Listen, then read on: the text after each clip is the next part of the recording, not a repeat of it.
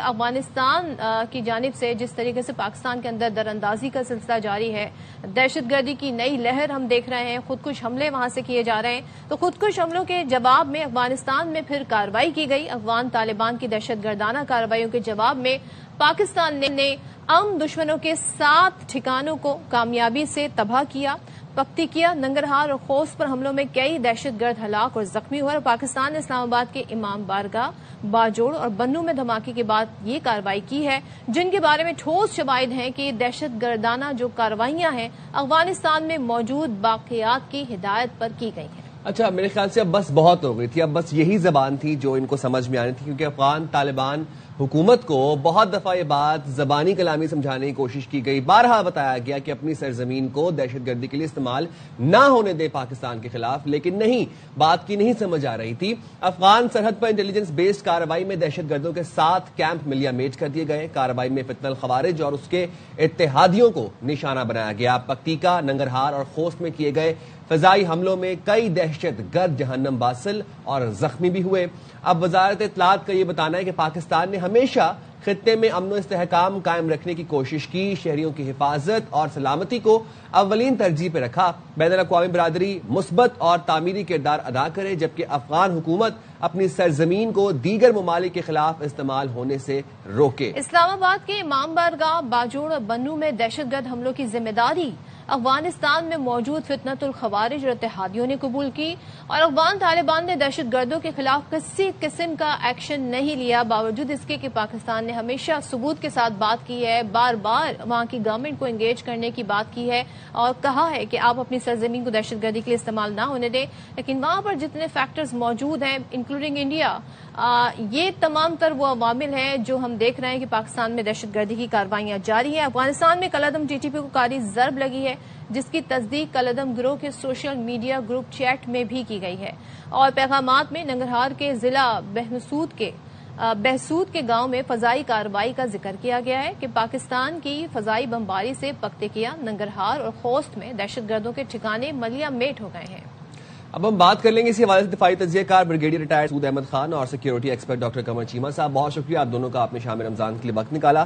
Brigadier صاحب، آپ سے شروعات کروں گا۔ پاکستان نے افغانستان میں دہشت گردی کے اڈوں کو کامیابی سے نشانہ بنایا، 7 اڈوں کو، پکتیکا، ننگرہار اور خوست میں، لیکن بریگیڈیئر صاحب اب بس ہو گئی تھی۔ یہ کارروائی کتنی ناگزیر تھی، پاکستان کو بے شک اپنی ڈومین سے اسٹیپ آؤٹ کرنا پڑا، لیکن اب زبانی کلامی افغان عبوری جو طالبان حکومت ہے ان کو سمجھ نہیں آ رہی تھی، اب ان کو یہی زبان میں سمجھ آنی تھی۔ یہ بہت شکریہ۔ دیکھیں، لاسٹ ایئر اکتوبر میں جب ہم نے یہ اسٹرائکس کیے تھے، اسی ایریاز میں کیے تھے، تو اس وقت بھی ایک میسج گیا تھا، اور سبسیکوینٹلی جو 10 دن کی جو ہماری لڑائی ہوئی اور اس میں بھی قندھار اور پھر ہم نے کابل میں بھی اسٹرائکس کیے تھے، تو اس میں ایک واضح نیو نارمل ہم نے اسٹیبلش کیا تھا، اور ایک یہ فیلڈ مارشل عاصم منی نے اس وقت بھی یہ کہا تھا، اگر اس کے بعد کوئی تانے بانے اسٹیبلش ہوتے ہیں، دہشت گردی پاکستان میں ہوتے، اس کے لنک اسٹیبلش ہوتا ہے افغانستان سے، تو پاکستان سوچے گا نہیں، پاکستان ول ریسپانس۔ سو ایک نیو نارمل سیٹ ہو چکا ہے، لیکن اس نیو نارمل میں فیوچر کے لیے یہ ہے کہ Pakistan will not hesitate to carry out air strikes, اور اس کے علاوہ آرٹلری شیلنگ بھی ہو سکتی ہے، ڈرون اٹیک بھی ہو سکتے ہیں، ٹیکٹیکل اٹیکس بھی ہم کر سکتے ہیں، اور دیکھیں کہ اگر یہ حالات اس طرح رہیں گے، افغانستان کے وہ حالات ہو سکتے ہیں، افغانستان میں لوز واخان کوریڈور بھی ان کے ہاتھ سے نکل سکتا ہے، تو افغانستان کے لیے مشکلات ہوں گے۔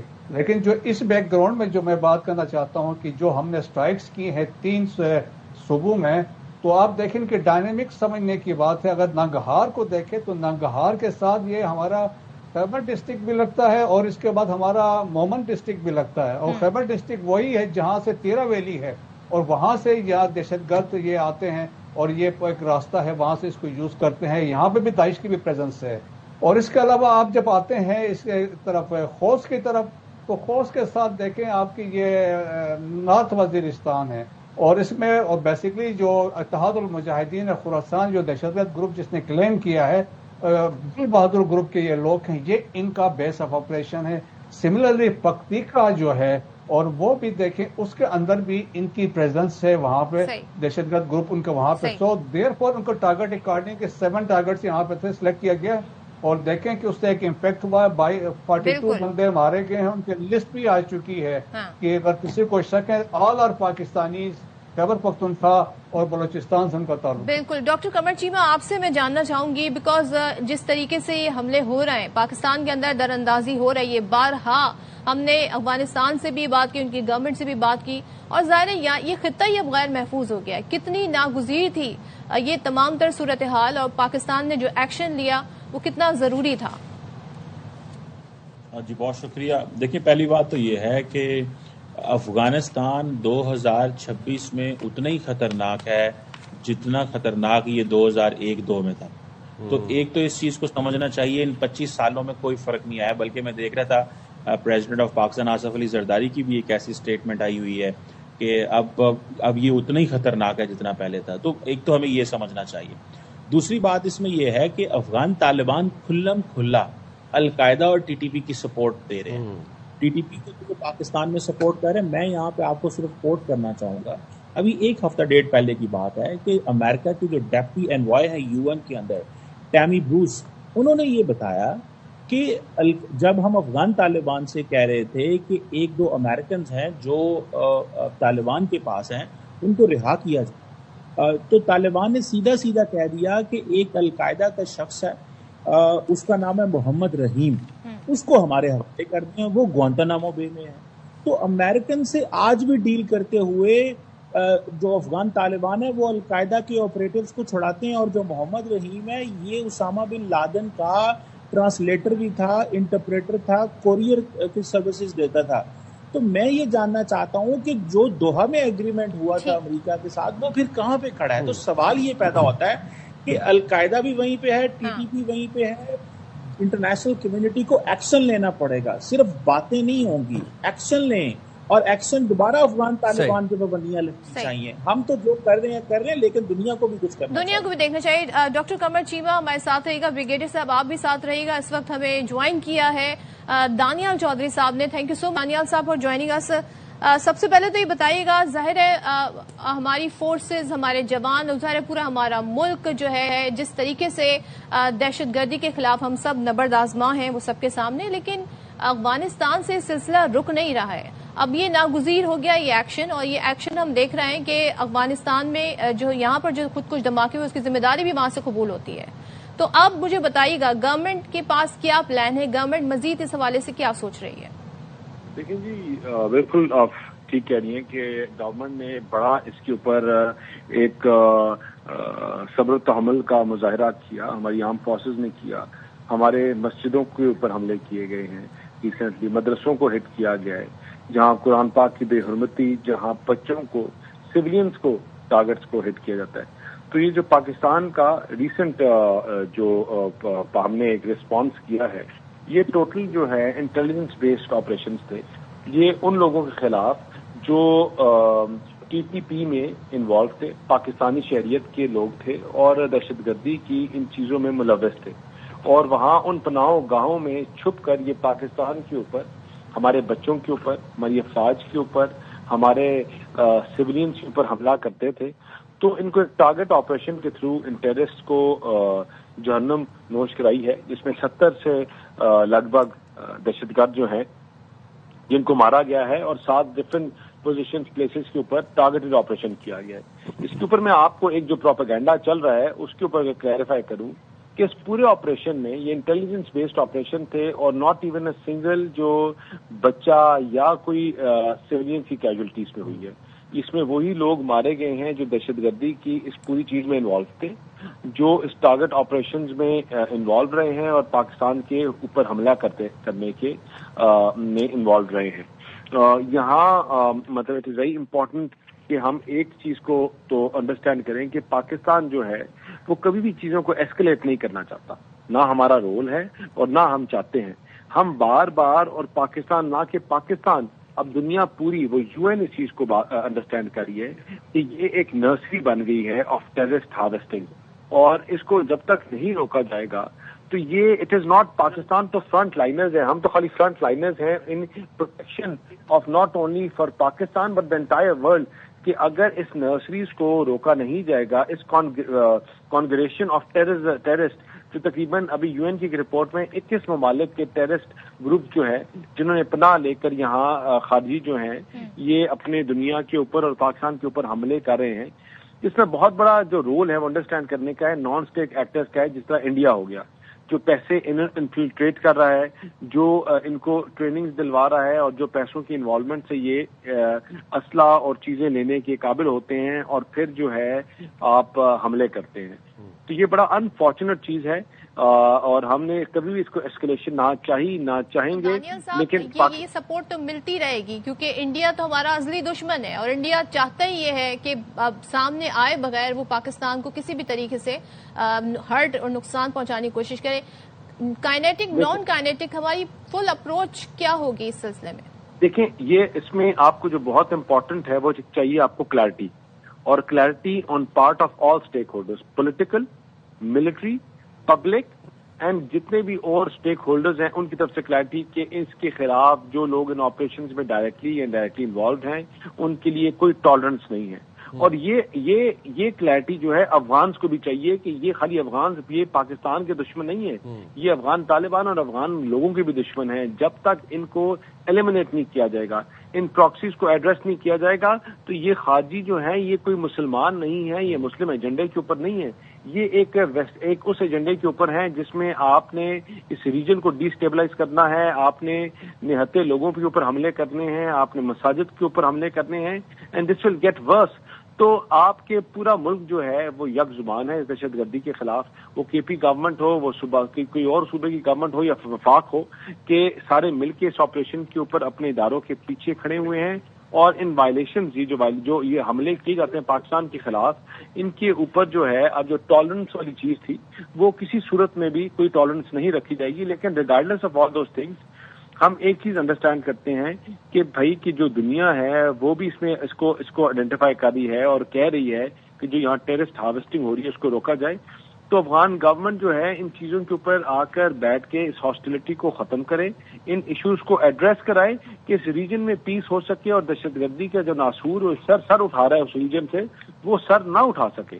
بیرسٹر دانیال صاحب آپ نے ہمارے پروگرام کے لیے وقت نکالا. بریگیڈیئر صاحب آپ کی طرف آؤں گا.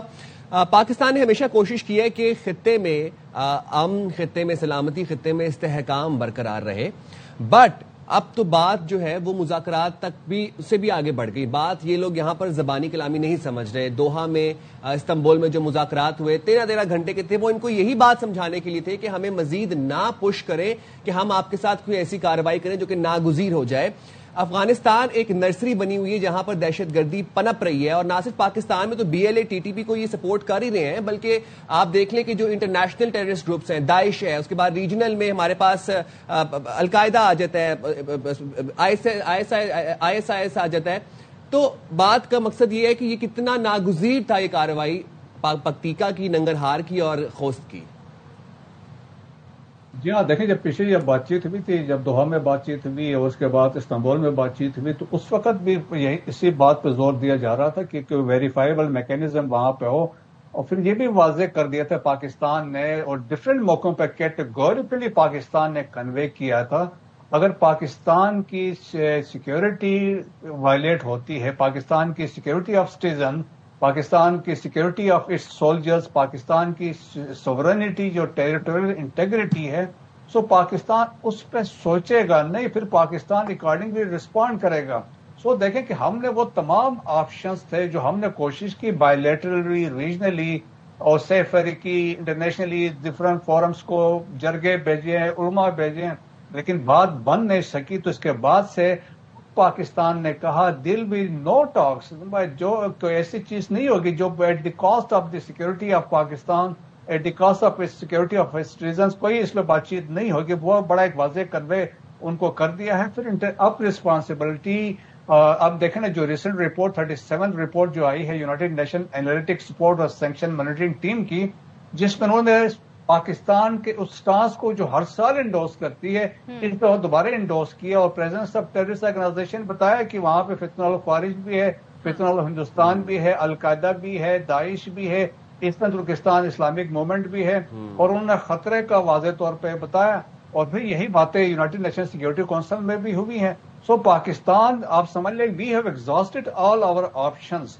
अब पाकिस्तान ने यह वाज़ेह कहा है न्यू नॉर्मल एस्टेब्लिश किया गया है, वो अफगानिस्तान की खुद जिम्मेदारी है कि वो भाग के जाके जिससे बातचीत करता है वो कर ले। पाकिस्तान कोई बातचीत की बात नहीं करेगा और पाकिस्तान ने एक न्यू नॉर्मल एस्टेब्लिश किया, एक वाज़ेह मैसेज कन्वे किया है, मैसेज पाकिस्तान ने कन्वे कर दिया है। डॉक्टर कमर चीमा, मैं जानना चाहूंगी अफगान तालिबान रजीम पर आलमी दबाव बढ़ाने के लिए कौन से इकदाम करने चाहिए, खास तौर पर वो ममालिक जो फंडिंग कर रहे हैं तालिबान की, अफगान तालिबान की, उनकी फंडिंग भी रुक जाए, ये किस तरह पॉसिबल हो सकता है? देखिए, मैं ये समझता हूँ कि दोबारा जो यूएन सिक्योरिटी काउंसिल की जो रजीम है और जो दोबारा यूएन सैंक्शंस तालिबान के ऊपर लगनी चाहिए। इंटरनेशनल कम्युनिटी ने अफगान तालिबान के ऊपर से सैंक्शंस हटाई थी इस वजह से कि उनसे डायलॉग किया जाएगा, उनको इंगेज किया जाएगा, वो इंक्लूसिव गवर्नमेंट बनाएंगे जो उन्होंने प्रॉमिस किया, वो अलकायदा और बाकी दहशतगर्द जमातों को पनाह नहीं देंगे। वो जो बाकी, अगर वो अब देखें जिस तरह ताकत के सर पे वो पावर में आए हैं, उन्होंने तो किसी को अफगानिस्तान में वो पूछते नहीं है, अपनी मर्जी मुसल्लत करना चाहते हैं। एक ग्रुप है, एक ग्रोह है चंद लोगों का जिसने अफगानिस्तान को होस्टेज बनाया, अफगानिस्तान के लोगों को। तो दोबारा इंटरनेशनल कम्युनिटी को सोचना पड़ेगा।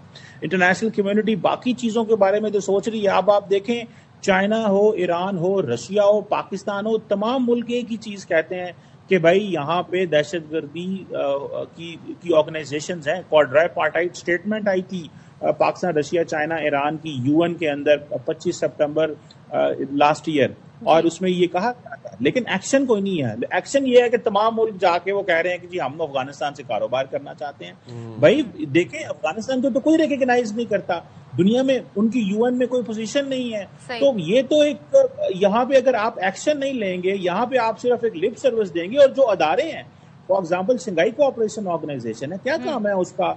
वो टेररिज्म, एक्सट्रीमिज्म पे सिर्फ बातें करते हैं जब वो किसी को रिस्पॉन्सिबल ही नहीं ठहरा सकते। तो मैं समझता हूँ अदारों को इनको रिस्पॉन्सिबल ठहराना पड़ेगा, सजाएं दें, इनके ऊपर सैंक्शन लगाएं, इनकी मूवमेंट रोकें, इनका जो फ्लो ऑफ मनी है वो रोकें, वो रुकना चाहिए। बिल्कुल, definitely. Thank you so much doctor Qamar Cheema. Brigadier Masood साहब हमारे साथ हैं, आप दोनों बहुत शुक्रिया, और बैरिस्टर दानियाल चौधरी भी हमारे साथ थे। तो गवर्नमेंट और फौज और अवाम एक पेज पर है इस मामले पर। अब देखते ये है कि कोई ऐसा रिस्पांस वहां से आता है कि नहीं जिसकी हमें कोई उम्मीद नहीं है, यानी कि हम अमन की बात करते हैं और हमेशा वहां से दहशतगर्दी की बात हो। और एक बात बहुत क्लियर हो चुकी है कि पाकिस्तान की सालमियत, पाकिस्तान के अमन और इस्तेहकाम के खिलाफ अगर कोई भी जारहियत करने की कोशिश करेगा तो उसका कला कमा कर दिया जाएगा। अब कोई लिहाज नहीं होगा, कोई मुज़ाकरात नहीं होंगे, कोई बातचीत नहीं होगी। हम जाएंगे छोटी सी ब्रेक पे, हाजिर होंगे ब्रेक के बाद से। There with us.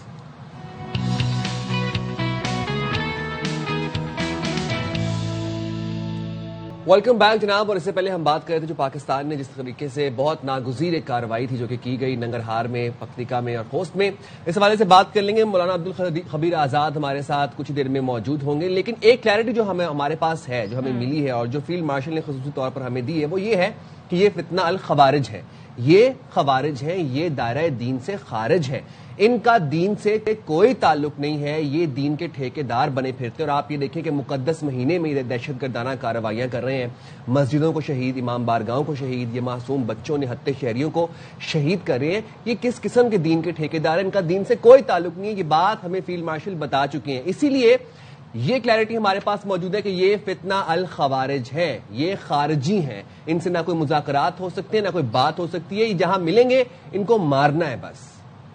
तो जनाब ये सूरत हाल है और इस पर पाकिस्तान वाजे है, दो टोक क्लियर हैं हम लोग, और इस हवाले से कार्रवाई का सिलसिला भी जारी है। बहुत मौका दे दिया, इवन कि हमने इन्हें डायलॉग में भी इंगेज किया, कई मौके, कई सेशन हुए, कई दौर चले डायलॉग्स के, लेकिन उसके बावजूद भी हम देखते हैं वहां से हमें कोई जवाब नहीं आता है। चले जी, मूविंग फॉरवर्ड, और T20 वर्ल्ड कप जारी है। और कल क्या हुआ? कल ये हुआ कि हमने जो दुआएं की थी वो दुआएं रंग ले आई, क्योंकि पाकिस्तान और न्यूजीलैंड का मैच तो हुआ नहीं, वो तो मौसम के तेवर हमें बता रहे थे, लेकिन ये हुआ कि जब मैच नहीं हुआ तो एक एक पॉइंट दोनों टीमों को मिल गया। अब ये है कि अब सिचुएशन पॉइंट्स टेबल पर क्या बनती है, यहां से हमारी क्या सिचुएशन बनती है। अब जाहिर है हमारे लिए तो हर मैच ही डू और डाई वाली सिचुएशन बन गया। तो कल हो गई जनाब तूफानी बारिश। सुपर 8 का दूसरा मैच अब श्रीलंका और इंग्लैंड के दरमियान खेला जा रहा है, जबकि तीसरा टाकरा भारत और जनूबी अफ्रीका के दरमियान शाम 6:30 बजे खेला जाएगा। ग्रीन शर्ट सुपर 8 मरहले का दूसरा मैच منگل کو انگلینڈ کے خلاف کھیلے گی. چلیں جی، تو اسی پر بات کر لیتے ہیں. ہمارے ساتھ موجود ہے مائنہ سابق کرکٹر کامران اکمل اور پاکستان کے مائنہ سابق کرکٹر باسط علی صاحب. تھینک یو سو مچ، آپ دونوں کا بہت شکریہ. باسط صاحب، یہ اچھا ہوا ہمارے لیے کہ بارش ہو گئی اور دونوں کو ایک ایک پوائنٹ مل گیا. کس کا نقصان ہوا، کس کا فائدہ ہوا؟ اس میں دیکھیں نہ نقصان ہے نہ فائدہ ہے. اب بارش ایسی چیز ہے جس میں کسی کو پتہ نہیں ہوتا. مائٹ بھی ہو سکتا ہے یہ ایک پوائنٹ ہمیں فائدہ دے جائے، اور مائٹ بھی یہ بھی ہو سکتا ہے اینڈ آف دا جب یہ لیگ ختم ہوگی سیکنڈ راؤنڈ تو نقصان ہو. ہمیں اپنے دونوں میچ اب جیتنے ہوں گے. ہماری سوچ یہ ہے، جس طرح ابھی آپ نے انگلینڈ کی بات کری، انگلینڈ کی جو کرکٹ ہو رہی ہے تو میرے خیال ہے ہمیں انگلینڈ کو ہرانے میں تو پرابلم نہیں ہوگی. سری لنکا ہمارے لیے ڈارک ہارس ہو سکتا ہے. سری لنکا ڈارک ہارس میں. ہمیں بھائی آپ کا کیا ٹیک ہے اس بات پہ کہ بارش ہو گئی ہمیں ایک پوائنٹ مل گیا؟ یہ تو 28 کو پتہ چلے گا ہمیں فائدہ ہوا کہ نقصان ہوا، اور ہمیں اپنے دونوں میچز بڑے جیتنے پڑیں گے اور اچھی کرکٹ کھیلنی پڑے گی. آپ ایک میچ بھی لوز کر جائیں گے، آج سری لنکا جیسے جیت جائے گا یا انگلینڈ جیت جائے گا، ان کے لیے راستے بڑے آسان ہو جائیں گے. پھر دوسری team New Zealand team complete team ہے، تو آپ کو اپنے دونوں میچز جیتنے پڑیں گے، پھر جا کے آپ کوالیفائی کریں گے. غلطی کی گنجائش نہیں ہوگی. اور کل اگر میچ ہو جاتا تو بہت ہی اچھا ہونا تھا. 2 پوائنٹس کے ساتھ جاتے، ایک نیوزی لینڈ جیسی ٹیم کو ہراتے، ٹاس جیت جاتے. ٹاس جیتا بھی ہے، باری بھی لے، کانفیڈنس آ جاتا ہے. ایسی ٹیموں کے خلاف ذرا اور بڑے دل سے اور اچھی کرکٹ کھیلتے. اب رن ریٹ کتنا اہم ہوگا پاکستان نیوزی لینڈ کے لیے؟ دیکھیں نیوزی لینڈ دونوں رن ریٹ تو اب ابھی تو پہلا میچ ہوا سامنے آئے گا. ہمارا بھی 0 ہے، نیوزی لینڈ کا بھی 0 ہے. جب وہ ایک میچ ہو جائے گا نا اس وقت پھر رن ریٹ سامنے آئے گا کہ پھر لاسٹ میچ پہ اگر 2 ٹیمیں کوئی 2 میچ جیت جائے تو اس کے حساب سے جو نیوزی لینڈ کے ساتھ ہمارا رن کا ڈیفینیٹلی ہوگا. لیکن نیوزی لینڈ بھی دونوں میچ جیت جائے گا، ہم لوگ بھی جیت جائیں، سری لنکا بھی ہے، تو ذرا پرابلم ہوگی. تو اس لیے آپ کو پہلا کام ہے کہ جیتنا دونوں میچز. رن ریٹ بعد کی بات. اچھا باسط بھائی، سری لنکا کی آپ نے کہا کہ ڈارک ہارس ثابت ہو رہا ہے، ابھی میچ بھی جاری ہے اور جو پوزیشن ہے ہمارے سامنے، تو سری لنکا کی ٹیم میں ایسی کیا تبدیلی ہوئی، کیا چینجز ہوئے؟ کتنے عرصے سے ہم دیکھ رہے تھے کہ وہ جس طرح کا پرفارم کر رہے تھے. صدف بیسکلی ہوم ایڈوانٹیج تو ہے نا. دیکھیں یہ تو آپ نہیں بول سکتے کہ انہیں ہوم ایڈوانٹیج نہیں ہے. بائی لیٹرل سیریز ابھی انگلینڈ سے آ رہے ہیں، لیکن آئی سی سی ایونٹ میں بہت اچھا شو کر رہے ہیں. ان کا جو پلیئر تھا نا مین، جس کی وجہ سے تھوڑا سا یہ نیچے جا رہے تھے، نسانکا، وہ فارم میں آیا ہے. 2 میچوں میں اس نے رنز کرے اور ابھی وہ آؤٹ ہو گیا. تو یہ میچ اصولاً تو سری لنکا کو جیتنا چاہیے، جس طرح کی ان کی بیٹنگ ابھی نیچے بھی ڈیپتھ میں بھی بیٹنگ ہے. باقی نمبرز جو ہوتے ہیں نا بیٹنگ آرڈر، وہ انہوں نے سیٹ کر لیا. ان کے بعد ایک نیا لڑکا آیا، کیا نا، رتنائکی، گڈ پلیئر ہے وہ انہیں بفور دا ورلڈ کپ ملا ہے. ایسا پلیئر ہے صدف کہ وہ آنے والے دنوں میں سری لنکا کا نام اور اوپر لے کے جائے. تو ایسے پلیئر تو ہمیں بھی بفور دا ورلڈ کپ بہت سارے ملے. ہم کیا کر رہے ہیں ان پلیئر؟ ہمیں کون سا ملا؟ آپ کتنے نام لے لیں جن کو ہم نے موقع بھی نہیں دیے، بینچ پہ بٹھا کے رکھا.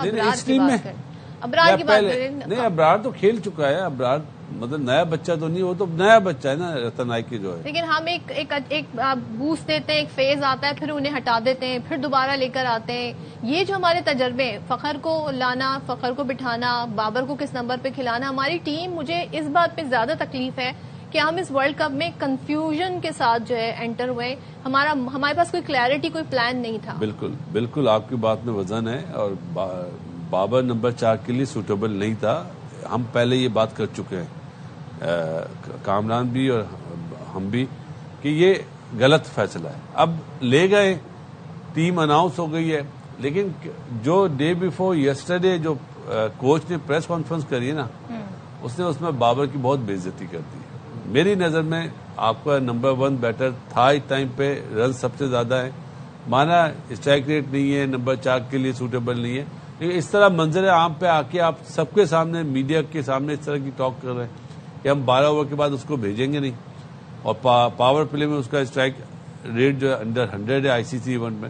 اس طرح بولنا نہیں چاہیے. جیسے کل جو میں پکچرز دیکھ رہی تھی، کام بڑی خوشگوار سی مجھے پکچرز دیکھی. بارش جب ہو رہی تھی، جس طریقے سے ہمارے پلیئرز تھے، ظاہر ہے میچ تو نہیں کھیلا بٹ پوائنٹس تو مل گئے ہیں. نہیں بالکل پوائنٹس تو مل گئے ہیں، لیکن پلیئرز جیسے وہ بڑے خوش تھے. چائے شائے بھائی پکوڑوں کی کمی تھی. روزہ کھلا تھا نا، روزہ کھلا تھا اور پکوڑے کھا رہے تھے. وہاں بھی پکوڑے ملتے ہیں؟ جی جی، کیا وہ مطلب خود نہیں؟ بنا بھی لیتے ہیں. اچھا، بنا بھی لیتے ہیں. جیسے باسط بھائی نے بات کی ہے کنڈیشن سری لنکا کو زیادہ ہے. دیکھیں ہر ٹیم اپنی کنڈیشن کا فائدہ اٹھاتی ہے. واحد پاکستان کی ٹیم ہے، پاکستان میں آئی سی سی ایونٹ ہوتا ہے، ایشیا کپ ہوتا ہے، ہم لوگ اپنی کنڈیشن کا فائدہ نہیں اٹھاتے. ہم وہ اپنی کنڈیشن کے مطابق ٹیم نہیں اناؤنس کرتے. ابھی چیمپئنز ٹرافی ختم ہوئی ہے نا باسط بھائی بھی ہم لوگ کتنا بول رہے ہیں، اسپنرز نہیں رکھے، اوپنرز نہیں رکھے. جہاں تک بابر کی بات ہے، اوور آل آپ دیکھ لیں کہ 5 اوپنرز لے کے گئے ہوئے ہیں، ایک صرف مڈ آرڈر بیٹسمین نا، تو وہ بھی سلمان علی آ گا. اس کی فارم بھی آپ کے سامنے 3 میچز میں اس نے رنز نہیں کیے.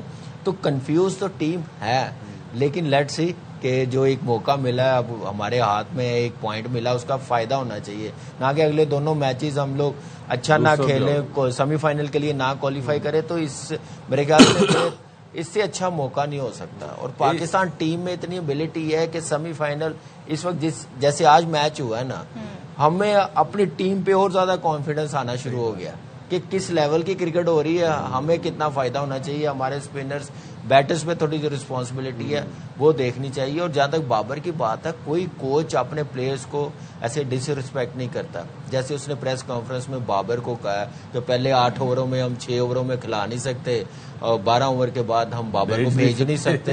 پھر اس کو رکھا کس لیے؟ آپ کا نمبر 1 بیٹر، آئی سی سی نمبر 1. ٹھیک ہے ریسنٹلی فارم اچھی نہیں ہے، آپ اچھے طریقے سے آپ میڈیا پہ بات کریں، اپنے پلیئرز کو موٹیویٹ کریں کہ آنے والے میچز میں موٹیویٹ ہو. گراؤنڈ میں لوگ آئیں، may be that could be the reason. اچھا، پلئنگ 11 ہماری سیم رہنی چاہیے اگینسٹ انگلینڈ یا چینجز ہونے چاہیے؟ یہ تو کوچ کو بھی نہیں پتا ہوگا. دیکھیں ہم پلئنگ واقعی نہیں پتا ہوگا. ہم پلئنگ 11 میں نا وہ جو 11 لکھے ہوتے ہیں نا، صرف وہ لکھ سکتے ہیں، ہے. باقی نام اس نے خود فل کرنے. آج کل بڑے نام، وہ سکلین صاحب نے کچھ ایک ٹیم بنائی تھی، وہ بڑی وائرل ہوئی ہے. کہیں ایسا تو آپ کوئی ایسی ٹیم تو نہیں بنا؟ ہم جو 15 گئے ہیں نا اسی میں سے بنائیں گے جو بیسٹ ہے. لیکن کوچ کی اپنی تھنکنگ ہے، وہ بہتر سمجھتے ہیں. لیکن ہماری جو یہاں پہ اگر ہم دیکھیں اپنی ٹیم کو، اس 15 میں باسط بھائی بھی ایگری کریں گے، ایک فاسٹ بالر ایڈ ہونا چاہیے. 2 فاسٹ بالرز کے ساتھ آپ کھیل سکتے ہیں. دنیا میں ٹیمیں دیکھ لیں کیسے کھیل رہی ہیں. تو نسیم کے ساتھ کیا پھر ہم نے سوچا ہوا ہے، کب سے ہم نے اسے انٹری کرا؟ یہ لے جی، ابھی اس بیٹسمین کی تعریف کی، کیا نام ہے، پہلی بال پہ آؤٹ ہو گیا. باسط بھائی نظر لگ گئی اسے. کس کی؟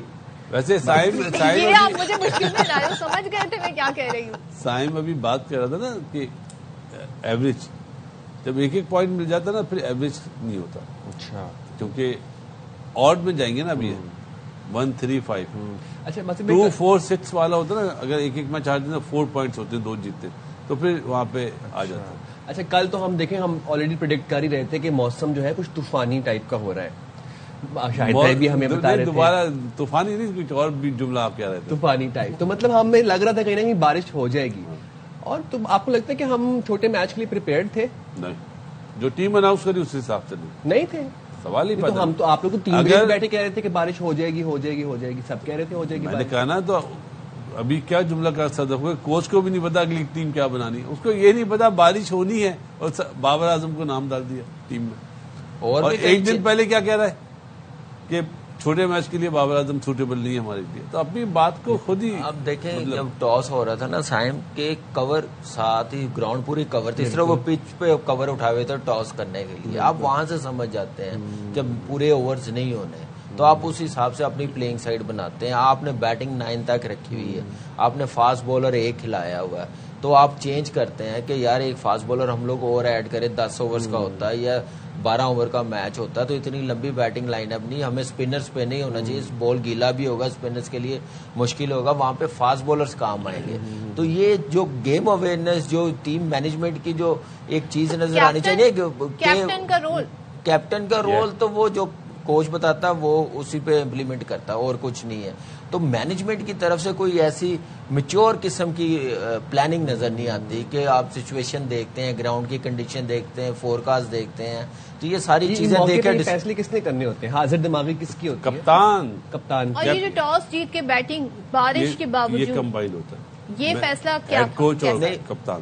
یہ ہیڈ کوچ اور کپتان کا ہوتا ہے، لیکن جو ٹاس جیت کے باری لی ہے نا وہ بھی آپ دیکھیں کہ وہ بھی ایک طرف سے اچھی نہیں ہے، لیکن میری نظر میں سمجھتا ہوں کہ وہ صحیح فیصلہ تھا. اگر پورے 20 اوور کھیلیں، پورے 40 اوورز کا میچ ہو، اگر آپ دیکھتے ہیں فور کاسٹ ہے تو پھر آپ دیکھتے ہیں ڈی ایل دیکھ کے آپ میچ دوسری اننگ شروع کرتے ہیں ٹورنامنٹ کے میچ میں، تو وہ چیز سوچی نہیں ہے. جو پریشر میڈیا پہ آیا انڈیا کے خلاف کہ ٹاس جیت کے کیوں بالنگ کی ہے، اس چیز کو صحیح کرنے کے لیے نیوزی لینڈ کے خلاف ٹاس دوسرا مطلب پہلا جو تھا کام غلط کرا تو دوسرا بھی غلط کر دیا، یہ ہوا ٹاس. بس کوئکلی انڈیا اور ساؤتھ افریقہ کا میچ کس کو دیکھ رہے ہیں؟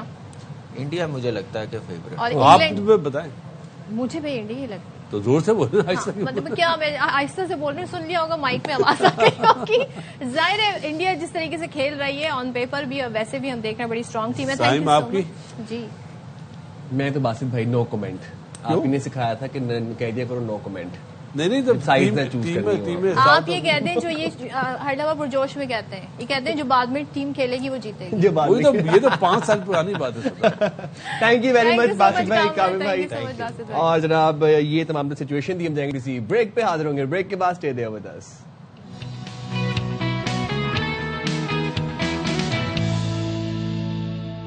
اچھا جی، ایک بڑی افسوسناک خبر ہم نے صبح آپ کو رپورٹ کی. کراچی میں سحری کے وقت نارتھ ناظم آباد میں گیس سلنڈر دھماکہ ہوا اور اس دھماکے سے فلیٹ میں آگ بھڑک اٹھی. پھر آگ لگنے سے 15 سال کا لڑکا جاں بحق ہو گیا اور خاتون سمیت 4 افراد زخمی بھی ہوئے. آگ سے 10ویں منزل پر فلیٹ تباہ ہو گیا اور پولیس کے مطابق سلنڈر پھٹنے سے مزید 2 فلیٹس بھی متاثر ہوئے اور تمام زخمیوں کو طبی امداد کے لیے اسپتال میں منتقل کر دیا گیا. اچھا، عمارت کو خالی کرا لیا گیا ہے، مکمل انسپیکشن کے بعد ہی عمارت میں جانے کی اجازت دی جائے گی. اب یہ ایک رہائشی عمارت ہے اور جو بلاسٹ ہوا اس کی آواز بھی کافی دور دور تک سنی گئی تھی. کراچی میں اگر ہم بات کریں تو یکم رمضان کو بھی سولجر بازار کی رہائشی عمارت میں بھی گیس لیکیج کے باعث دھماکہ ہوا تھا اور وہاں پر 16 افراد جان کی بازی ہار گئے تھے. تو دیٹ از سو انفارچونیٹ. جگہ جگہ آپ کو نظر آ رہے ہوتے نا یہ غیر معیاری گیس سلنڈر. غیر معیاری گیس سلنڈرز تو ہیں ہی ہیں، بٹ اب ہو کیا رہا ہے کہ ایک تو لوگوں نے اپنی بلڈنگز کے اندر وہ مشینز لگائی ہوئی ہیں فلیٹس کے اندر جو کہ گیس پریشر کو ایمپلیفائی کرتی ہے. ایک تو وہ مشینز آلریڈی لگی ہوئی ہیں. دوسرا اب ہو کیا رہا ہے کہ گیس بہت زیادہ پریشر سے آنے لگ جاتی ہے کچھ اوقات میں. تو جب گیس آلریڈی بہت زیادہ پریشر سے فل سپیڈ سے آ رہی ہے، اس کے بعد وہ مشینز بھی پکڑ کے ایمپلیفائی کر رہی ہیں، تو کہیں نہ کہیں گیس لیکیج جو ہے وہ ہوتی رہ جاتی ہے کسی چولہے کے اندر، کسی چیز کے اندر، کسی پائپ کے اندر.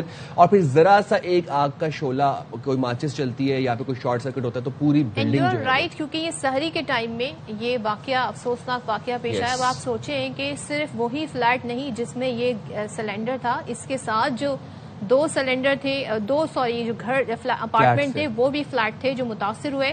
تو آپ لوگوں سے ہماری درخواست ہے، گزارش ہے کہ پلیز احتیاط کریں. خاص طور پہ جو لوگ گیس سلنڈر استعمال کرتے ہیں لازمی احتیاط کریں. اور جو گیس کی ٹائمنگ کے اوقات ہے نا، گیس آنے سے پہلے بہت پریشر آتا ہے، تو ذرا اس وقت آپ نے تھوڑا خیال رکھنا ہے. جہاں آپ نے اتنے گھنٹے ویٹ کیا، 10-15 منٹ اور ویٹ کر لیں، آرام سے تمام کام کریں.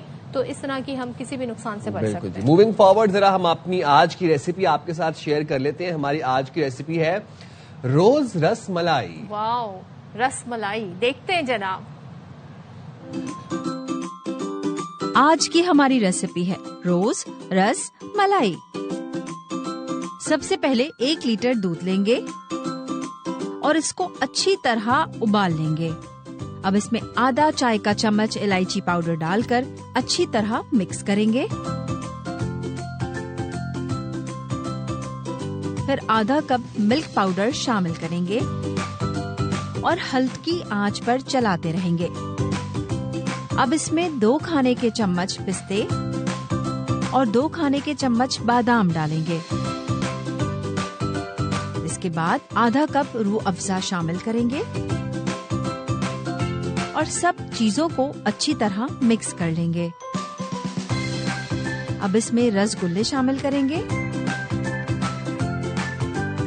اور 5 منٹ تک ہلکی آنچ پر پکائیں گے. پھر اس میں خوشبودار گلاب کی پتیاں ڈال دیں گے اور مزید 5 منٹ تک دم پر رکھ دیں گے. اسے ٹھنڈا کر کے سرو کریں اور اپنے مہمانوں اور گھر والوں کے ساتھ لطف اٹھائیں. تو روز پیٹل کا بھی ٹچ آ گیا اور پھر جب روح افزا کا ٹچ آیا تو پھر وہ روز رس ملائی ہو گئی. زبردست. تو یہ روز رس ملائی روز بنا کے کھائیں اور دوسروں کو بھی کھلائیں. انجوائے کریں. بالکل جی. ہم جائیں گے چھوٹی سی بریک پہ, حاضر ہوں گے بریک کے بعد. اسٹے دیئر ود اس.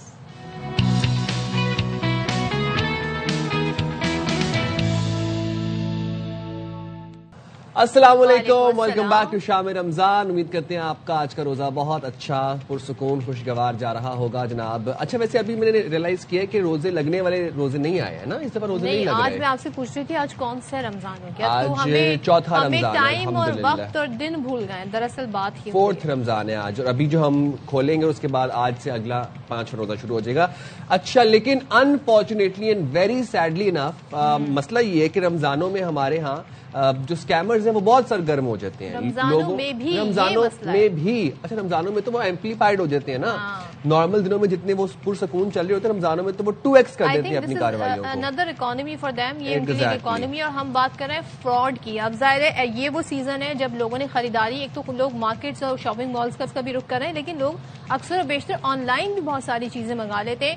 تو جو کوریئر کمپنی کا اب یہ کے نام سے اب کیا ہو رہا ہے, اس کا نمائندہ ظاہر کر کے کال کی جاتی ہے, معصوم شہریوں سے ذاتی معلومات لی جاتی ہے. ان کے اکاؤنٹ خالی کرنے کی وارداتیں تو ہو ہی رہی تھیں, یعنی اب یہ عام ہو گئی ہیں. لیکن اب اس میں ایک نئی چیز اور آ گئی, ایک نئی جدت آ گئی ہے. اب کوریئر نمائندہ ظاہر کر کے گھروں میں ڈکیتی کی وارداتیں بڑھ گئی, یعنی گھروں تک پہنچتے ہیں اور ظاہر یہ کرتے ہیں کہ وہ آپ کا کوئی پارسل لے کر آئیں. اب اسلام آباد میں خود کو کوریئر کمپنی کے نمائندے ظاہر کرنے والے ایک منظم گروہ نے شہریوں کے گھروں میں ڈکیتی کی وارداتیں کی, لیکن پولیس نے کارروائی کرتے ہوئے گروہ کے ارکان کو گرفتار کر کے 1,73,00,000 روپے سے زائد مالیت کی کرنسی, قیمتی گھڑیاں, موبائل فونز اور طلائی زیورات برآمد کر لیے ہیں. گرفتار ملزمان شہریوں کو کوریئر کمپنی کا بہانہ بنا کر فون کر کے پارسل دینے کے بہانے گھروں میں داخل ہوتے اور اسلحے کے زور پر نقدی اور قیمتی اشیاء لوٹ لیتے تھے. سوشل میڈیا پر متاثرین نے اپنی کہانیاں شیئر کرتے ہوئے دیگر شہریوں کو خبردار کرتے ہوئے اپیل کی ہے کہ کسی بھی مشکوک کال یا پارسل کے معاملے میں محتاط رہیں اور فوری طور پر پولیس سے رابطہ کریں. بالکل, خاص طور پہ جو پارسل آپ نے آرڈر نہیں کیا تو آپ ریسیو کرنے بالکل بھی گیٹ پر نہ جائیں بلکہ پوچھیں. اچھا جی, ہمارے ساتھ موجود ہے SSP انویسٹیگیشن اسلام آباد محمد عثمان بٹ صاحب. Thank you so much but صاحب جوائن کرنے کے لیے. یہ جو کارروائیاں ہو رہی, گروہ کتنے عرصے سے یہ کام کر رہا تھا, تحقیقات میں کیا باتیں سامنے آئی ہیں؟ جی صدف, بہت مہربانی مجھے اپنے شو میں لینے کے لیے. بنیادی طور پہ یہ ایک 3 رکنی نہایت منظم گینگ تھا جو کہ جس طرح آپ نے انٹرو میں بتایا کہ یہ اسی طریقے سے اسکیمنگ کے ذریعے جو ہے وہ لوگوں تک اپنی رسائی حاصل کرتے تھے. یہ محمد عثمان راحیل نامی ہمارے ایک اسلام آباد کے تھانہ لوئی بیر کے علاقے کے شہری ہیں. انہوں نے پولیس کو اطلاع دی کہ اس طریقے سے ان کو ایک TCS کا نمائندہ بن کے ایک نامعلوم شخص نے کال کی. پہلی مرتبہ تو یہ محمد عثمان راحیل صاحب نے اس کو بتایا کہ میں گھر پہ موجود نہیں ہوں. پھر اس کے چند دن گزرنے کے بعد اس نے دوبارہ رابطہ کیا اور بتایا کہ جی میں آپ کے گھر کے باہر ہوں, آپ کا کوئی لیٹر ہے وہ آ کے آپ کائنڈلی اپنا لیٹر وصول کر لیں اور جو ریسیونگ ہے وہ اپنی دے دیں, ایکنالجمنٹ دے دیں. محمد عثمان راحیل صاحب جیسے ہی اپنے گھر کے دروازے پہ گئے, اور یہ دن دہاڑے کی واردات ہے, یہ 11:38 کی واردات ہے 2 جنوری 2026 کی. جیسے ہی عثمان صاحب گیٹ پہ جاتے ہیں تو فوری طور پہ یہ جو 3 رکنی گینگ ہے ان میں سے ایک شخص جو ہے وہ ان کو گن پوائنٹ پہ گھر کے اندر لے جاتا ہے اور اس کے پیچھے اس کے باقی جو 2 ساتھی ہیں اس گینگ کے وہ بھی داخل ہوتے ہیں.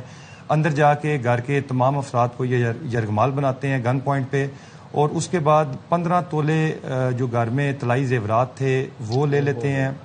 اس کے علاوہ کوئی 3-4 قیمتی گھڑیاں تھیں وہ لے لیتے ہیں, اور اس کے علاوہ باقی ان دونوں جو ہسبینڈ اینڈ وائف ہیں, ہسبینڈ کے اکاؤنٹ میں تقریباً 60.5 لاکھ روپیہ اس کے بینک کے جو آن لائن آپ کا جو اکاؤنٹ ہے اس میں پڑے ہوتے ہیں, جبکہ جو اس کی وائف ہوتی ہے عثمان کی اس کے اکاؤنٹ میں 20 لاکھ روپیہ ہوتا ہے.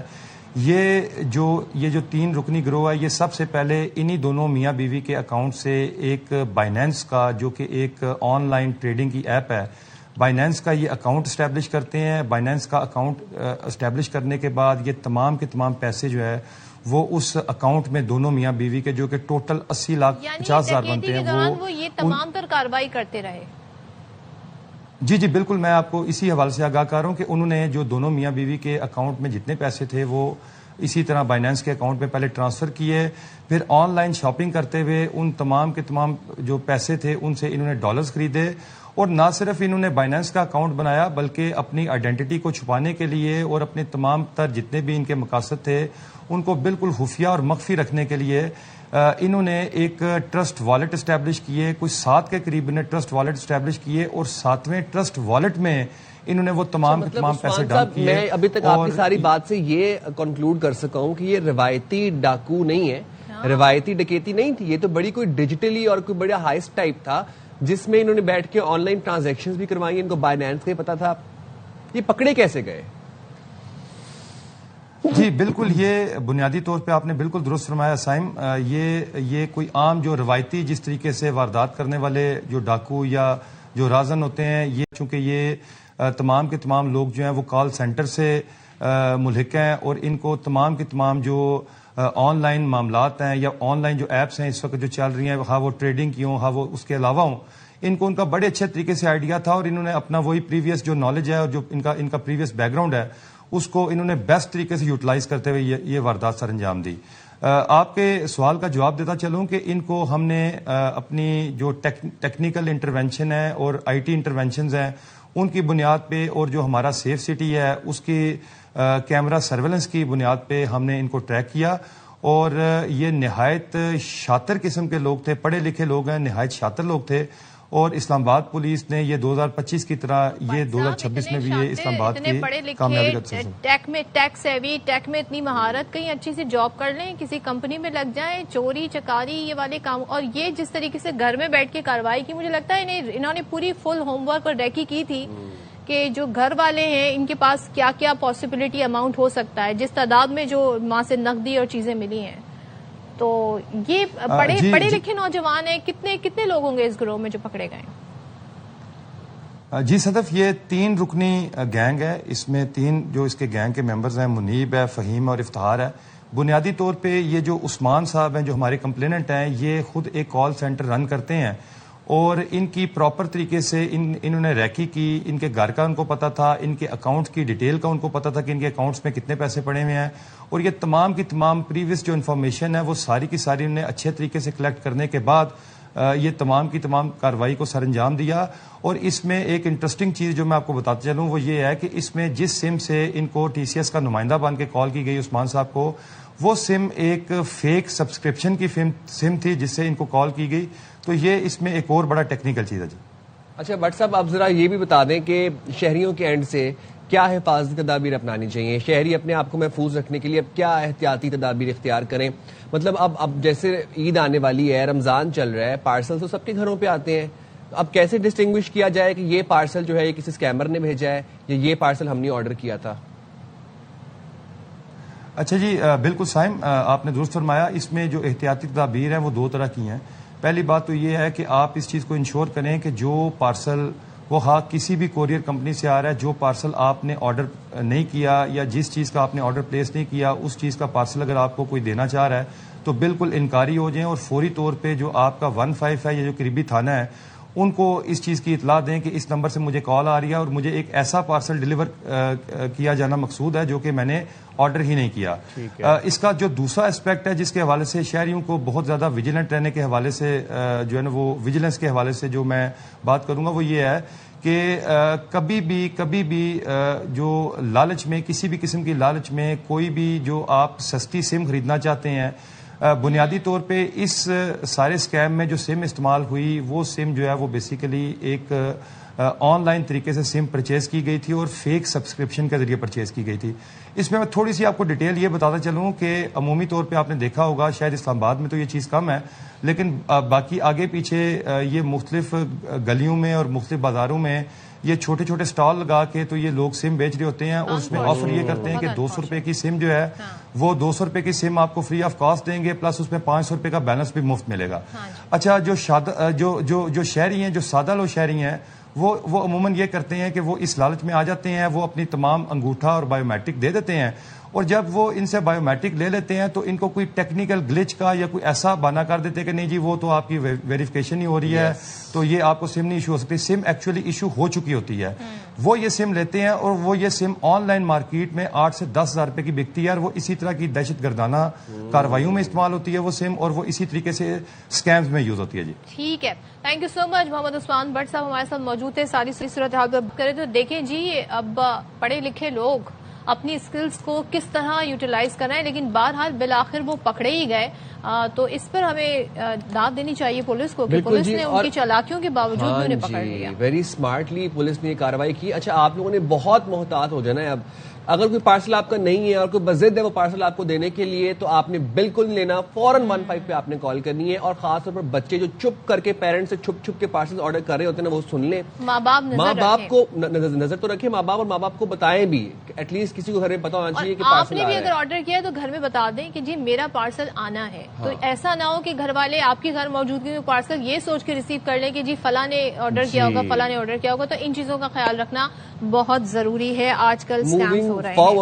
آپ کو ایک بات بتاتا ہوں کہ چائلڈ میرج کی روک تھام کے لیے پنجاب میں مزید قوانین جو ہے وہ سخت ہونے جا رہے ہیں. چائلڈ میرج کی روک تھام کے لیے صوبائی حکومت نے کم عمر کی شادی کے خاتمے کے لیے نیا چائلڈ میرج ریسٹرینٹ آرڈیننس تیار کر لیا ہے. مجوزہ قانون کے تحت 18 سال سے کم عمر لڑکے یا لڑکی کی شادی کو باقاعدہ جرم قرار دے دیا گیا ہے.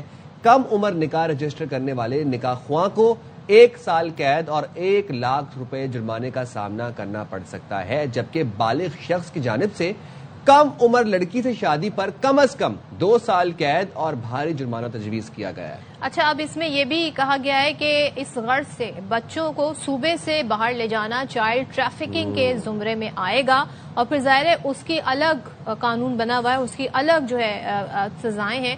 تو اسی حوالے سے جی ہم نے دیکھا کہ تمام مقدمات سیشن کورٹ میں بھی چلیں گے, اور یہ جو جرائم جنہیں کہا گیا ہے یہ ناقابل ضمانت کہلائے جائیں گے. چلیں جی اس پر بات کر لیتے ہیں. ہمارے ساتھ چائلڈ رائٹس ایکٹیوسٹ موجود ہیں, Muneeza Bano. Thank you so much Muneeza for joining us. Punjab میں ہم دیکھ رہے ہیں کہ آرڈیننس آیا ہے, اس سے آپ سمجھتی ہیں کہ ان چیزوں پہ روک تھام ہو سکے گی؟ آرڈیننس جو ہے اس میں تمام چیزوں کو کور کیا گیا ہے. آرڈیننس تو جی بالکل ٹھیک ہے, اس میں ساری چیزیں ہیں. بات یہ ہے کہ لوگوں کو یہ سمجھنا بہت ٹائم لگے گا, کیونکہ یہ اتنی ٹریڈیشنل چیز آپ کے سسٹم میں ہے اور آپ کے لوگوں میں ہے کہ اگر آپ سمجھتے ہیں ایک لا بنا کے سب کچھ ٹھیک ہو جائے گا, نہیں ہوگا. ہمیں بھی پتہ ہے لا بنا ہوا ہے, سندھ کا تو کب سے بنا ہوا ہے, پکڑے جاتے ہیں, مگر ویسے بھی بہت سارے ہوں گے جو نہیں پکڑے جائیں گے. سو یہ لا کا تو مطلب بہت ایک اہم بات ہوتی ہے کہ آپ کے پاس کم از کم لا ہونی چاہیے, وہ تو ہے, مگر ٹائم لگے گا. بہت اویئرنیس کی ضرورت ہے, بہت بتانے کی ضرورت ہے کہ بچی پہ کیا کیا گزرتی ہے جب وہ چھوٹی عمر میں شادی کرا دیتے. یہ بہت ضروری ہے. منیزہ صاحبہ میں آپ سے یہی جاننا چاہتا بھی ہوں کہ کیا صرف سخت سزائیں یا جرمانے مسئلے کا حل ہے, یا پھر آگاہی مہم بہت ضروری ہے؟ بالکل جی بالکل, آپ نے دونوں چیزیں ساتھ ساتھ رکھنی. جس طرح جب ہم نے کام شروع کیا تھا تو ہم بچوں کے تشدد کے بارے میں بات کرتے تھے, اور پھر ہم ساتھ ساتھ فری لیگل ایڈ دیتے تھے. کیونکہ اگر بچے کے ساتھ کوئی ظلم ہوا ہے تو آپ کہیں جا سکو اور وہاں سے کوئی اس کا حل نکلتا ہے.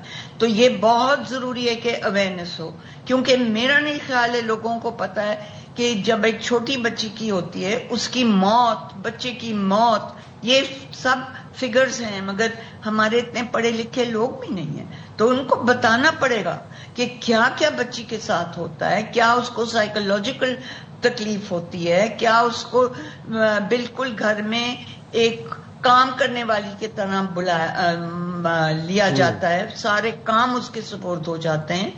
تو آپ سوچیں کہ 13 سال 14 سال کی بچی, ایون 16 سال کی, جس کو کوئی پڑھائی لکھائی بھی نہیں ہوئی ہے, تو آپ اس کو اس نرک میں ڈال رہے ہیں. منیزہ صاحبہ, ہم یہ روایت اکثر و بیشتر جو ہے گاؤں دیہات میں اس لیے بھی دیکھتے ہیں کہ وہاں پر کچھ اور بھی روایات ہیں, بٹے سٹے کا بھی معاملہ چل رہا ہوتا ہے, کہیں جرگے فیصلہ کر رہے ہوتے ہیں, تو ایک پیرولل سسٹم وہاں پر چل رہا ہے. اب وہاں تک اس کا اطلاق ہونا, وہاں تک اویئرنیس کا پہنچنا, پھر کیا جو کورٹ فیصلے کریں گے ان فیصلوں کو وہاں پر لاگو کیا جا سکے گا نہیں, یہ سب کیسے کور ہوگا؟ بس جی وہی میں کہہ رہی ہوں نا کہ لگے رہنا پڑے گا. کوئی ایسی بات دنیا میں لوگ نہیں بدلتے کہ بھئی آپ ایک دفعہ بتا دیں یا کہیں کہ جی لا بن گیا تو سب کچھ ٹھیک ہو جائے گا. نہیں ہوگا. آپ نے بالکل ان کے ساتھ لگے رہنا ہے, ان کو بتانا ہے, ان کو پھر اچھی طرح وہ لیگل ایڈ بھی ملے تاکہ انہیں پتا ہو کہ ہاں یہ سزا ہے اور ہوگی ان کی. خاص مگر اگر سب راضی ہیں اور نہیں سمجھ پا رہے کہ کیا ہو رہا ہے ان کی بچی کے ساتھ, یا کہتے ہیں کہ ٹھیک ہے لڑکی ہے اس کو جانے دو, یہ تو ظلم پھر اندر سے ہی ٹھیک ہو سکتا نا آپ کے. منیزہ صاحبہ ذرا یہ بھی بتا دیجیے گا کہ اگر کوئی مائنر لڑکی ہے, کم عمر بچی ہے, اور اس کی زبردستی گھر والے شادی کروانا چاہ رہے ہیں, وہ کیا کرے؟ ہنگامی طور پر کیا آپشنز ہیں اس کے پاس جس کو فوراً کرنا چاہیے؟ جی بالکل, وہ پولیس کو فون کر سکتے ہیں 15, وہ اپنے ہیومن رائٹس والوں کے ہیں 1099, مطلب بڑے ہیلپ لائنز ہیں.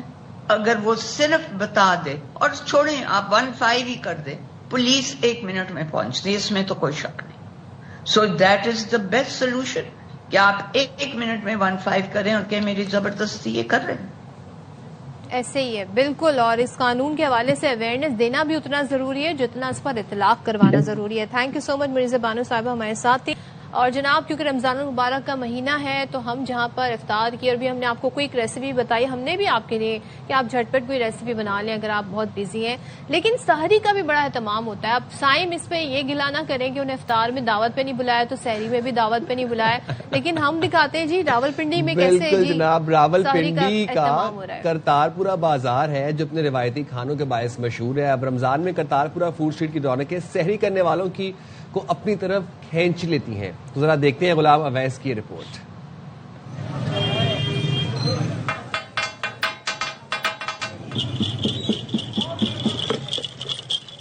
ماہ رمضان میں کوئی افطار تو کوئی سحری کے لیے کھانے کے خاص پوائنٹ تلاش کرتا ہے, لیکن راولپنڈی والوں کو سحری کے لیے کچھ سوچنے کی ضرورت نہیں, جنہیں کرتارپورہ کی تاریخی فوڈ اسٹریٹ میں خیر پکوان روایتی لذت کے ساتھ میسر ہے. یوں تو کرتارپورہ کی فضا سال بھر کھانے کی خوشبو سے مہکتی رہتی ہے, لیکن رمضان میں یہاں کی نہاری, چنے, پائے, مغز کی مانگ اور بھی بڑھ جاتی ہے. بہت اچھا فوڈ ہے ادھر کا, پائے, چنے, نان, بہت مزہ آیا, لسی وغیرہ پیے, سارے آئے کرتارپورہ, بہت اچھا جگہ ہے. ہم اسپیشل ادھر آئے ہیں سحری کر رہے, تو اچھا ہے, کافی ٹیسٹ بھی اور ماحول بھی ٹھیک ہے. دکاندار کہتے ہیں گوشت اور پائے مہنگے ہونے سے دام بڑھانا مجبوری ہے, لیکن دام کوئی بھی ہو ہر لذت کھانے والوں کو کھینچ لاتی ہے. مہنگائی بھی بہت ہے, پچھلے سال 1000 روپے کا پایا تھا, اب 1800 روپے کا ایک پایا ہے, اس لیے مہنگائی ہے. پرانی فوڈ اسٹریٹ ہے کرتارپورے کی, ماشاءاللہ سب سے پہلے جو بنی ہے پنڈی کی, اور واحد فروٹ اسٹریٹ یہی ہے. ماہ مقدس میں کرتارپورہ میں رات بھر رونقیں لگی رہتی ہیں جو آئے روز بڑھتی ہی چلی جائیں گی. کیمرہ مین مبشر نظر کے ساتھ غلام اویس, ARY نیوز, راولپنڈی. سارے مرد مجھے نظر آ رہے ہیں سحری میں, کوئی فیملی کو اپنی لیکن یہ پائے کی دعوتیں چل رہی ہیں اور دیکھیں لسی بھی جا رہی ہے. زبردست. اگر آپ نے اس طرح کی سحری کرنی ہے تو پلیز اب آپ نے خیال ہی رکھنا ہے کہ یہ کر کے سو نہیں جانا آپ نے. اگر آپ سو جائیں گے تو پھر کام بہت خراب ہو جائے گا. تو آپ نے کیا کرنا ہے کہ آپ نے واک کرنی, ایکسرسائز کرنی ہے, اور یہ اگر آپ نے کھانا کھانا ہے, میل کھانی, تو آپ 12 بجے کے اراؤنڈ کھا لیں تاکہ پھر آپ 4 بجے تک جاگتے رہیں, 5 بجے تک کرکٹ وغیرہ کھیلیں, بیڈمنٹن کھیلیں. لیکن آئی تھنک وہ آفس گوئنگ لوگ ہوں گے نا, تو وہ تو پھر کھا کے سوئیں گے, صبح 7 بجے جب اٹھنا پڑے گا تو چلیں. یہ تو جی سیٹرڈے فرائیڈے میں ہم دیکھتے ہیں کہ اکثر و بیشتر اس طرح کے اہتمام ہوتے ہیں. چلے جی بریک میں جائیں گے, حاضر ہوں گے بریک.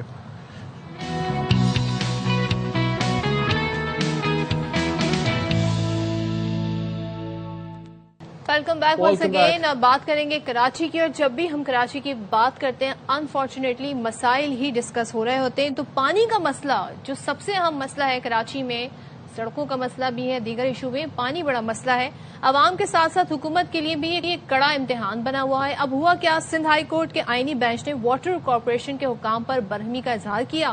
اورنگی ٹاؤن میں شہری کے گھر پر پانی کی عدم فراہمی کا کیس ہے, جس میں جسٹس عدنان کریم نے ریمارکس دیے کہ کراچی میں شہریوں کو پانی گھروں تک ملنا چاہیے, ٹینکر سسٹم بند کرو, लोगों को लाइनों के जरिए पानी दो। अब जस्टिस अदनान करीम ने रिमार्क्स में ये भी कहा कि मेयर कराची ने तो कहा था हम लाइन के जरिए पानी फराहम करेंगे, तो लोगों को पानी क्यों नहीं मिल रहा? बिल्कुल जी, दरखास्त गुजार के घर तक पानी पहुंच जाए, हम इस दरखास्त पर सख्त फैसला करेंगे। वकील कराची वाटर कॉर्पोरेशन ने बताया कि पुरानी लाइनें हैं, बिजली की लोड शेडिंग भी है, हमें पीछे से भी पानी बहुत कम मिल रहा है। जस्टिस अदनान करीम ने कहा कि तो लाइनें बनाओ, कुछ खर्च अवाम पर भी करें, टैंकर्स वालों को पानी कहां से मिलता है। जनाब, ये तमाम मुकालमा था, इसी बारे में बात कर लेंगे। साबिक एडमिनिस्ट्रेटर कराची फहीम जमान खान हमारे साथ मौजूद है। बहुत शुक्रिया फहीम जमान साहब, आपने शाम रमजान के लिए फहीम जमान सिद्दीकी साहब हमारे साथ मौजूद हैं। Thank you very much for taking out time for our program sir. Karachi को दरपेश मसाइल में पानी का मसला इंतहाई अहम है। अवाम के साथ हुकूमत के लिए अब एक कड़ा इम्तिहान बना हुआ है, लेकिन मेयर कराची ने तो हमसे वादा किया था कि पानी अब लाइनों में आएगा, टैंकर्स में नहीं आएगा। तो सर क्या वजूहात है कि पानी जो है वो टैंकर्स वालों के पास मौजूद है लेकिन लाइनों में मौजूद नहीं है? सबसे पहले प्रोग्राम में शामिल करने का शुक्रिया, और मैं तस्दीक कर दूं, मेरा नाम फहीम जमान है, फहीम जमान सिद्दीकी नहीं। अच्छा देखिए, जहां तक लाइनों में आने का मसला है, ये जो K4 जिसका हम आज बहुत चर्चा सुनते हैं, इसकी जो इनिशियल या जो सबसे पहले जो इसकी प्लानिंग या वो हुई थी, ये 2002 में हुई थी। उस वक्त MD वाटर बोर्ड थे जावेद अशरफ साहब, उन्होंने ये प्लान बनाया था, और बेसिकली प्रोजेक्शंस थी कि अनदर 10 इयर्स कराची को तकरीबन 650 मिलियन गैलन पानी की जरूरत होगी। अच्छा, 2002 से पहले कराची का सेंसस हुआ था 1998 में। उस वक्त कराची की आबादी 1 करोड़ थी, आज कराची की आबादी 2.5 से 3 करोड़ है। अच्छा, ये सारी आबादी सिर्फ और सिर्फ वर्टिकली ऊपर नहीं गई है, ये जमीन पे फैली भी है। अच्छा, जब सिस्टम आबादी फैली तो सवाल यह है कि क्या पानी की लाइनें बिछाई गई? वो नहीं बिछाई गई, तस्वुर ही नहीं है। कोई कराची में कोई इस वक्त कुछ 750 स्क्वायर किलोमीटर से बड़ा जो रकबा है 3,500 किलोमीटर में से वो अर्बन एरिया है। मैं पूरे वसू जिम्मेदारी से कह सकता हूं कि 1998 के बाद जो शहर फैला है तो उसके साथ पानी की लाइनें या पानी का सिस्टम नहीं फैला। एक बात। नंबर 2, क्या 1998 से पहले कराची का जो पानी का सिस्टम है, पाइपलाइंस, सेकेंडरी टर्शियरी पाइपलाइंस हैं, क्या वो उस वक्त कंप्लीटली कॉम्प्रिहेंसिवली पहुंचती थी? नहीं पहुंचती थी। कराची की ऑलमोस्ट आधी आबादी कच्ची आबादियों में रहती है। कच्ची आबादियों में पानी का सिस्टम यानी लाइनें और उनको पहुंचाने कोई जरिया नहीं है। तो बहुत सारे ऐसे लोग आपस में बात कर रहे हैं जिनको कराची के बारे में, कराची की जो जमीनी सूरत हाल है उसके बारे में किसी किस्म का कोई पता नहीं है। अच्छा, चूंकि वो पता नहीं है तो एक जो है बड़क मारता है, दूसरा सुन लेता है, दूसरा बड़क मारता है, पहला सुन लेता है। ठीक है। सबसे अहम चीज ये है कि Karachi water and sewage corporation को, कराची के लोगों को और कराची और जुडिशरी को, कॉन्स्टिट्यूशन बेंच को ये एक्सप्लेन करना चाहिए कि कराची का पानी का जो सिस्टम है पाइपलाइंस का, उसकी पेनिट्रेशन क्या है। एक बात। दूसरी चीज ये कि क्या जो लाइनें इस वक्त मौजूद हैं वो कब डाली गई थी? एक कंक्रीट की लाइन का औसतन उम्र जो है कोई 20 से 25 साल होती है। ये ज्यादातर लाइनें कम से कम 50-60 साल पुरानी लाइनें हैं। जहां पर कोलैप्स कर जाती है वो टुकड़ा चेंज कर दिया जाता है। तो कराची का जो पानी का डिस्ट्रीब्यूशन का सिस्टम है वो इंतहा से ज्यादा बदहाली का शिकार है। उसके अंदर कोई वो नहीं है। अच्छा फहीम साहब, जाहिर है आपने भी हवाला दिया, अब देखते हैं कि इसका जवाब क्या दिया जाता है। लेकिन जब मामला अदालत चला जाए फिर हमारी जो हुकूमतें होती हैं वो गिले शिकवे भी करते हैं कि हमारे जी ये कार्य उमूर में जी अदालतें क्यों सवाल उठा रही हैं। लेकिन शहरी फिर दरखास्त लेकर जाएं का। मेयर कराची का भी रेफरेंस वहां पर दिया गया कि उन्होंने खुद ये कहा था जी कि अब लोगों के घरों में पानी आएगा। फिर हम देखते हैं K4, पता नहीं मैं अगर अपनी जिस टाइम से मैं इस फील्ड में हूँ कितनी बार मैंने सुना है जी K4 का इफ्तिताह हो रहा है, K4 का इफ्तिताह हो रहा है, मगर ये मंसूबा मुकम्मल तक हो नहीं पाता। अब यहाँ पे मसला क्या K4 मसले का हल है? और मेयर कराची किस बुनियाद पे ये दावा कर रहे थे फिर कि जी घरों में पानी आएगा? देखिए, पहली बात, मेयर कराची मुर्तजा वहाब साहब जो कह रहे थे वो ये कह रहे थे जहां पर पानी की लाइनें हैं वहां पर हम कोशिश करेंगे कि पानी की लाइनों के थ्रू पानी पहुंचाया जाए और वहां पर टैंकर्स का इस्तेमाल ना हो। ठीक है, देखिए 2-3 बहुत बुनियादी चीजें हैं समझने की। क्या कराची की अगर आज आबादी 2.5-3 करोड़ की आबादी है, तो जो 450-500 मिलियन गैलन कराची पानी को आ रहा है वो मुनसिफाना तरीके से सब जगह पे तकसीम हो रहा है। ठीक है, मैं डिफेंस में रहता हूं, मेरे घर में पानी थोड़ा बहुत लाइनों से आता है, बाकी जो हमारी जरूरत होती है वो हम टैंकरों के जरिए पूरी करते हैं। इसका मतलब ये नहीं है कि मैं पानी सिर्फ और सिर्फ अपने हिस्से का ले रहा हूं।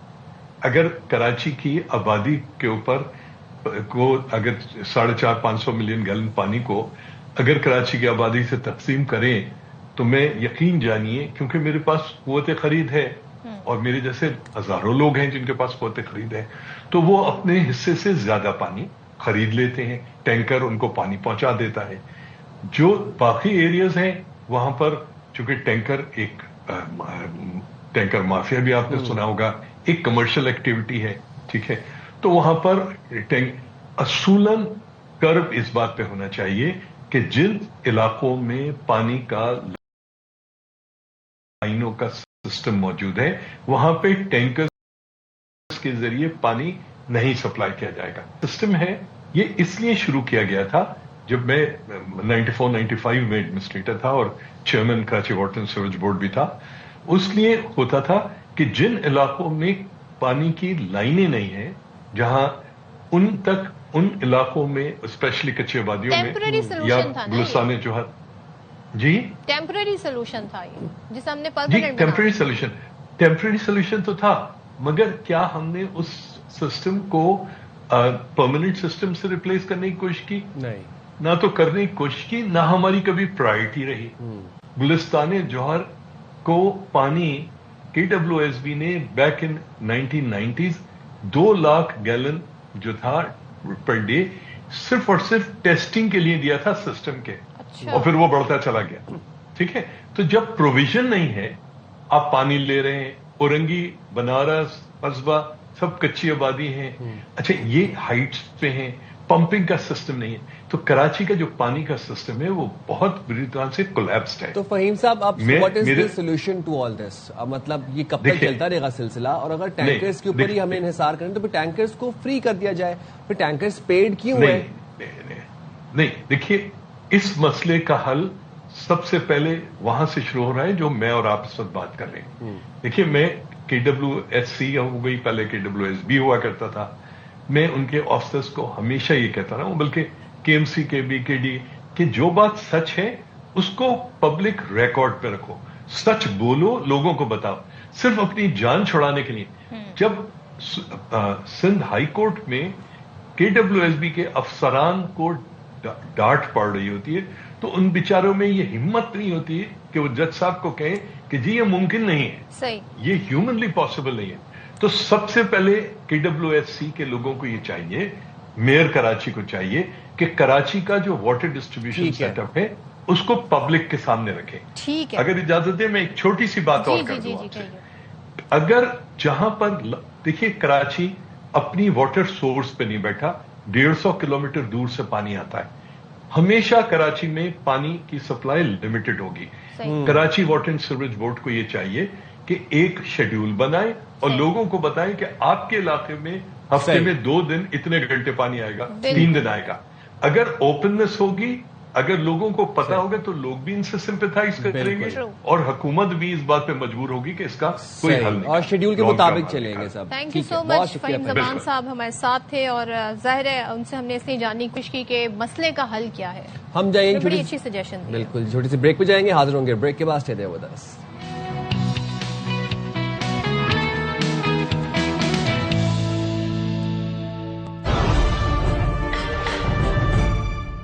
चलिए जी, बात करते हैं world cup T20 super 8 मरहला England Sri Lanka के दरमियान मैच का फैसला हो गया है। इंग्लैंड ने श्रीलंका को 51 रन से शिकस्त दे दी। पाली के लिए में खेला गया मैच श्रीलंकन टीम 147 रन के ताकुब में 95 रन पर ही ढेर हो गई और विल जैक्सन ने 3 खिलाड़ियों को आउट किया। लियाम जैसन, आदिल रशीद और जोफ आर्चर की 2-2 विकेटें। कप्तान दासन शहनाका ने 30 रन नाकाफी उनके साबित हुए और 7 खिलाड़ी ڈبل فگر میں بھی داخل نہ ہو سکے. انگلینڈ نے پہلے کھیل کر 146 رنز بنائے تھے جو کہ بہت آسان ٹارگٹ تھا, بٹ یہ ٹارگٹ اچیو نہیں کر سکا سری لنکا, اور انگلینڈ نے سری لنکا کے خلاف یہ مسلسل 12ویں کامیابی حاصل کی ہے. تو جی ہمارے پروگرام کا وقت یہاں پر اپنے اختتام کو پہنچ چکا ہے. ہمیں دیجیے اجازت, لاہور میں اذان مغرب کا وقت ہوا چاہتا ہے. ہماری آپ سے ملاقات ہوتی رہے گی. اللہ حافظ. اللہ حافظ. پاکستان زندہ باد.